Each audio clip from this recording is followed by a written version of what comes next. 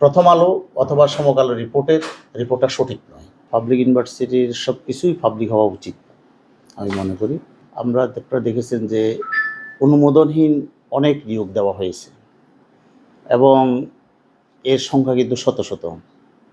আমরা দায়িত্বে আসার পরবর্তীতে যারা যে সমস্ত পদের অনুমোদন রয়েছে, আগে যাদের অনুমোদনহীনভাবে ডেইলি হিসাবে দিয়েছেন কাউকে নিয়োগ, কাউকে টেম্পোরারি দিয়েছেন, সেইগুলোকে আমরা স্থায়ীকরণের ব্যাপারে সিদ্ধান্ত নিয়েছি। এক্সট্রিম মশার কয়েল প্ল্যান্ট ফাইবার দিয়ে তৈরি, ডেঙ্গু, চিকুনগুনিয়া বাহি সহ যে কোনো মশার বিরুদ্ধে দেয় এক্সট্রিম সুরক্ষা। যাদেরকে আমরা নিয়োগ দিয়েছি এ পর্যন্ত, সেই নিয়োগগুলোর ব্যাপারে আমরা শতভাগ নিশ্চিত যে এখানে কোনো রকমের আইনের ব্যত্যয় ঘটেনি। আমি তো এটাকে তাদেরকে স্বাগত জানাই যে আমরা যেহেতু কোনো অন্যায়ের সাথে যুক্ত নই, যে কোনো গোয়েন্দা সংস্থা আসতে পারে, দেখতে পারেন, সব কিছু পরিচ্ছন্নতার সাথে আমাদের কোনো সমস্যা নেই। প্রথম আলো অথবা সমকাল রিপোর্টটা সঠিক নয় এবং যার চাইতে সংখ্যা অনেক কম এবং যাদের নিয়োগ হয়েছে তাদের মধ্যে বলতে পারেন অলমোস্ট মোর দেন 40% হচ্ছে যে আগের রিক্রুটেড পিপল, এদেরকে জাস্ট আমরা রেগুলারাইজ